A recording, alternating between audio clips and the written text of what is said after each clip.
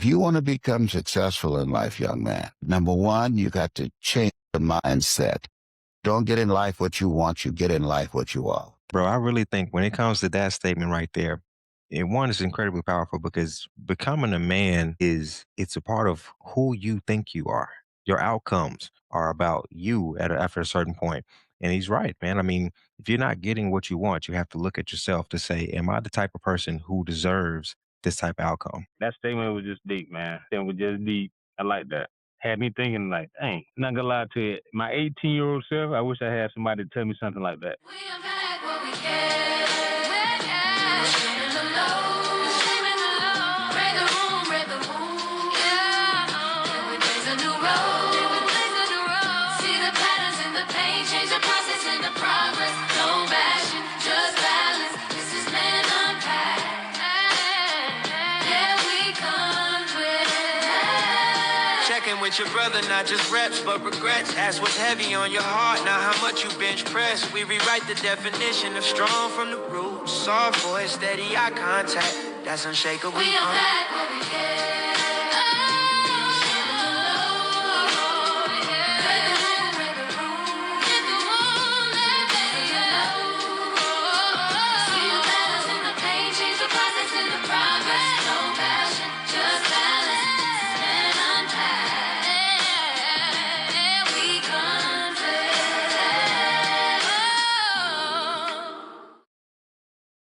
On the last episode, we talked about pressure and the expectations, just what it takes or what most men think it takes to be a man. And this episode is about choice and ownership. Man, I think we have an incredible conversation about to happen. I am Coach Jackson. Dr. Coach Mac. So I guess what we're going to go into, man, is what do you keep versus what do you let go? A lot of times, we have to understand that we as men, we are living in reality. And we have to take what we are getting and start gaining from what we are seeing. It's like, there's a moment like at some point every man has to ask himself, am I living by what I was taught or by what I truly believe? So at that moment separates conditioning from conviction. It's where a man starts performing and starts choosing who he really is.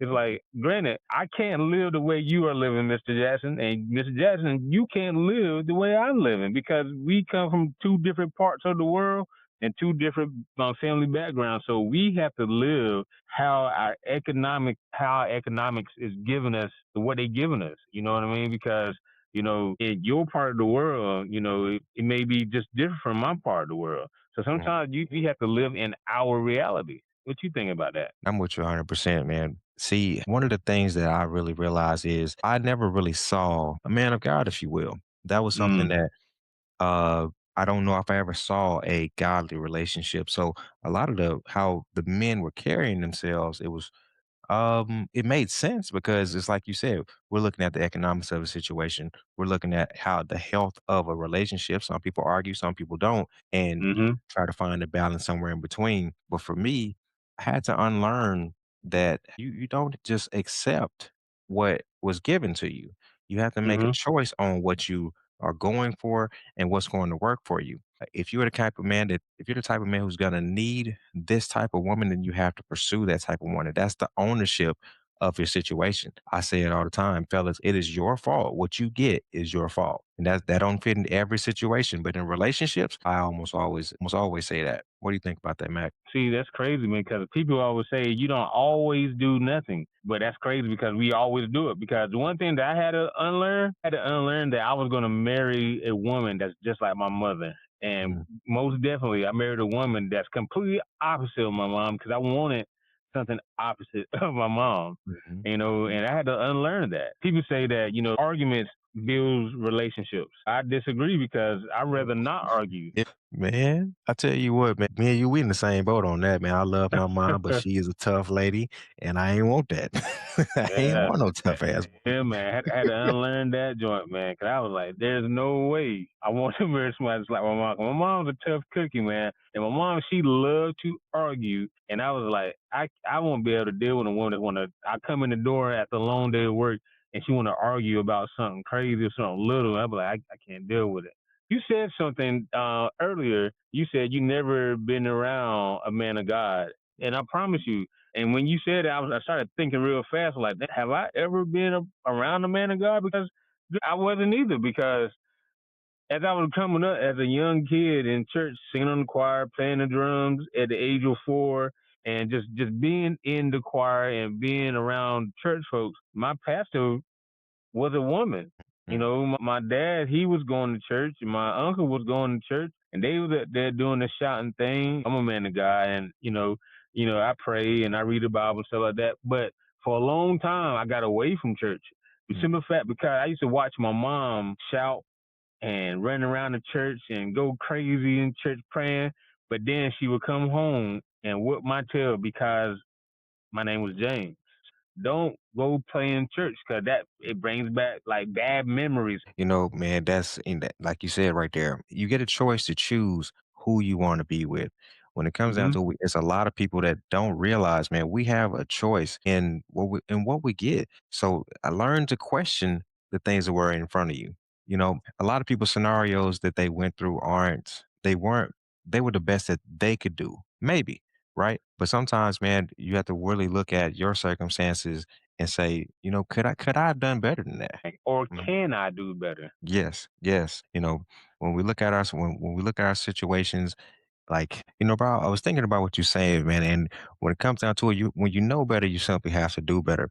And me, the way that I was raised, I love my mom, but my mom ran the household. My grandma ran her household. And I wouldn't say that, my granddad was a, submissive man or anything like that. He was just aloof, if you will. But in my opinion, in the way that I lead my life, in the way that I was raised, I know that I don't I can't accept a woman's headship over me. I think that that's simply not something that I desire. And I had to learn that as I was meeting women who were similar to my mom. It probably came to them naturally because that's all they saw as well was women Hmm. in leadership. I had a woman pastor at one point, and as you can see, when you have women that are teaching, you have women that are in these prominent positions. It's easy for a man to say, "Oh, well, I can listen to her," and you can. Her voice matters. But if you are a man and a man that and you are a man that you expect her to respect, you got to understand that, look, I got to learn a lot of learning I need to do on my own. And I think that's important when it comes to the ownership of who you are, the ownership of how you think, and getting aligned with other well thinking, well to do men. What do you think about that, Coach Matt? Yeah, man, it's very important to have ownership in yourself, man. Like because you know you better than anybody else. It's almost like when you go to the doctor. Doctor might tell you, yeah, type 2 diabetes, but you need to be on this medication and you're going to be on this medication for life, right? But guess what? You know your body better than your doctors know your body if you already been healthy. So therefore, you're like, you know what? Let me work on this myself.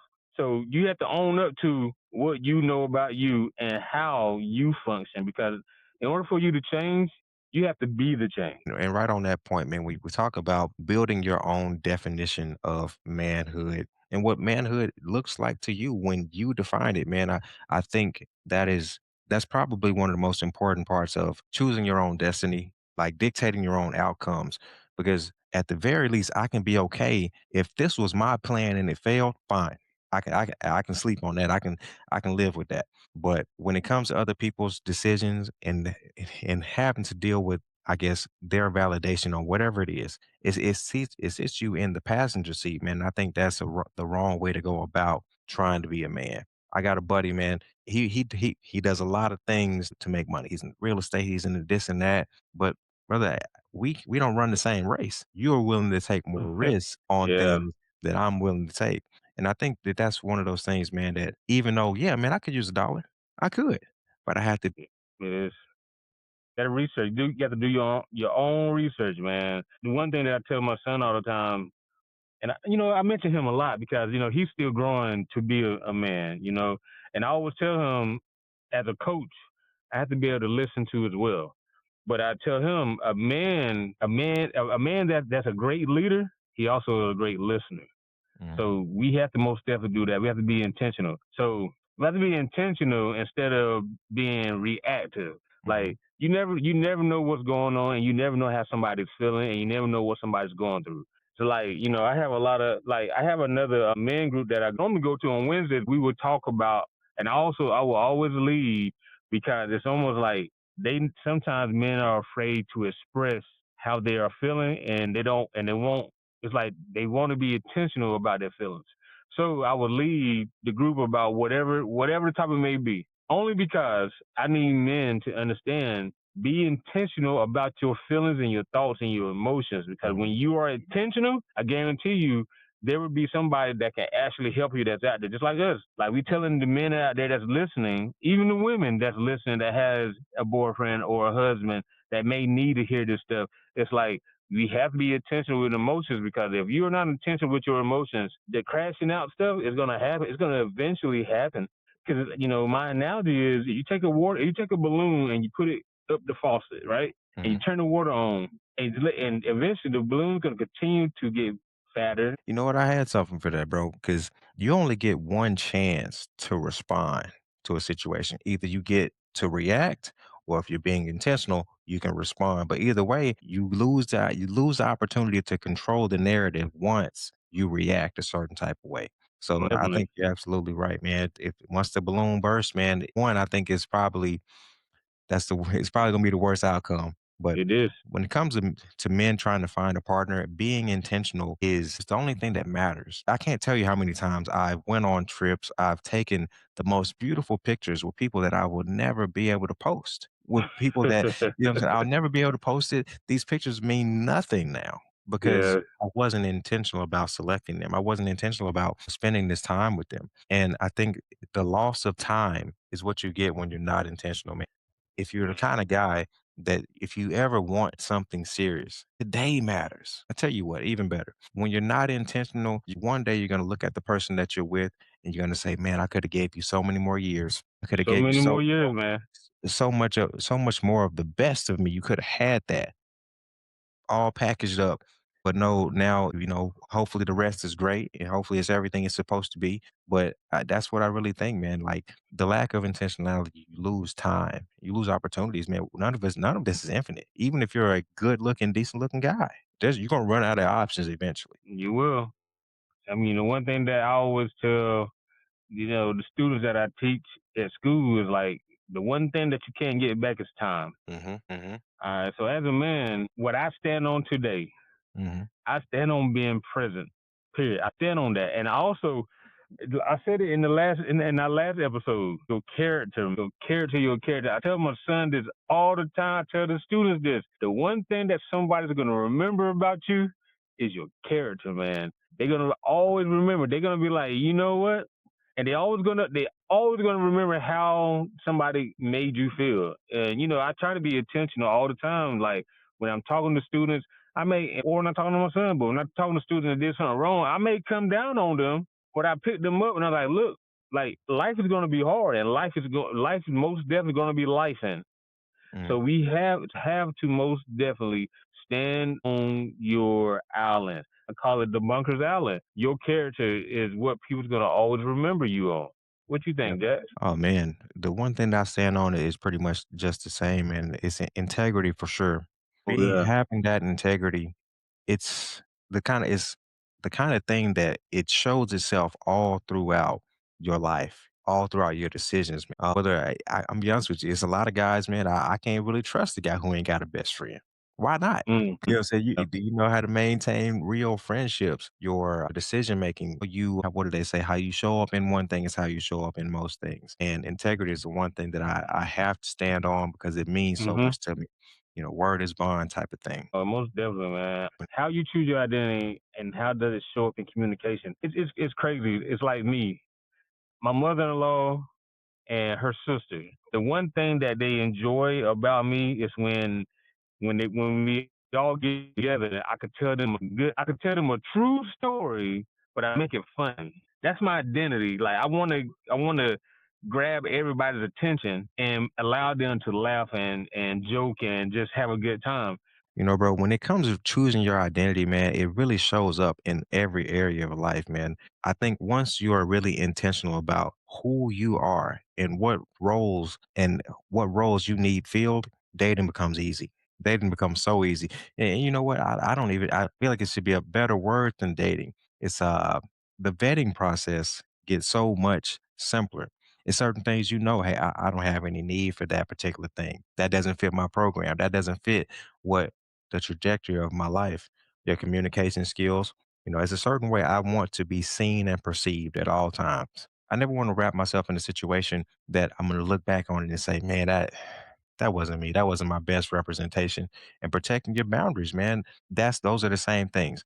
Protecting your boundaries and your communication. It could be a tough situation. It could be a tough conversation, but knowing who you are says, you know what, this is how I'm going to respond. Back to the reacting thing again. So that's really what I think about how you choose, like how I show up after I decided who I wanted to be. How do you think a man can prove change without just talking about it? Oh man, it's always action anyway. It's always action, man. I'm not really much for talking after a certain point.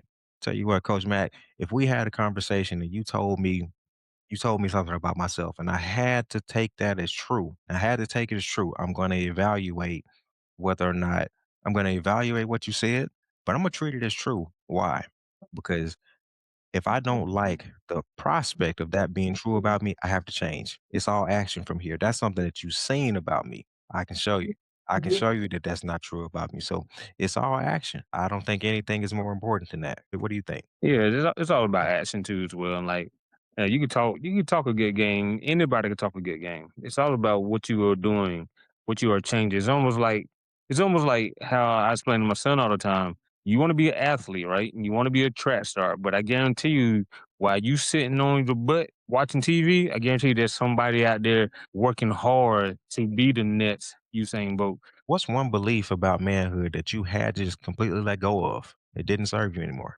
The one belief I had to let go of just recently was that my mom probably do what she do because that's all she know how to do.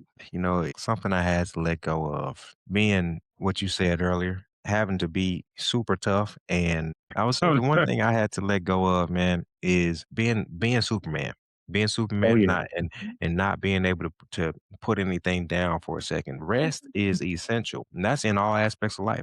Yeah, you can be in certain seasons of your life where you are, you know, where we're strong, we're capable, we got all the money that we need. But also there are seasons of our life, man, we got to put some of that stuff down. Living Oh in a yeah. certain capacity is difficult no matter what. You know, everything and everybody needs a rest. So that's one thing that I learned, man. You're not gonna be Superman. That's not it. It doesn't exist, and it wasn't you. And for a long time, I had to learn how to say no. It's almost like anytime somebody in my family would need something, or my aunt's husband was beating them down, or my cousin's boyfriend or husband was acting crazy, or my brother needed something, or back in the day, my sister needed something, or I would always go running, but I never said no. But now I'm in my season now where I will say no. I have to say no sometimes because whenever I need help, who do I turn to? So, audience that's engaged, I want you to let us know in the comments what's one belief about manhood you realize was actually wrong. If this conversation resonated with you, then just let us know in the comments. If you're new here, go ahead and subscribe. We post at least twice, three times. Also, we do TikTok lives, and we're on different lives. So, man, definitely check it out. Engage with us. If you have some questions, put them in the comments. Put them in the chat. Hey, don't be surprised if we make a response video. I'm just saying. I'm Coach Jackson. You can find me on TikTok, on Instagram at O and yeah, I'm always open to a conversation. If you have any questions about relationships or just, you know, personal development, especially as a man, hey, I'm here to help. Yeah, just let me know. And I'm Coach Mac. You can reach me at Coach JC McGugan or J McGugan 43. If you need any help or referrals and stuff like that, I can help you. I could help you find a therapist, psychologist, psychiatrist. Just hit my inbox and we go from there. We unpack what we can.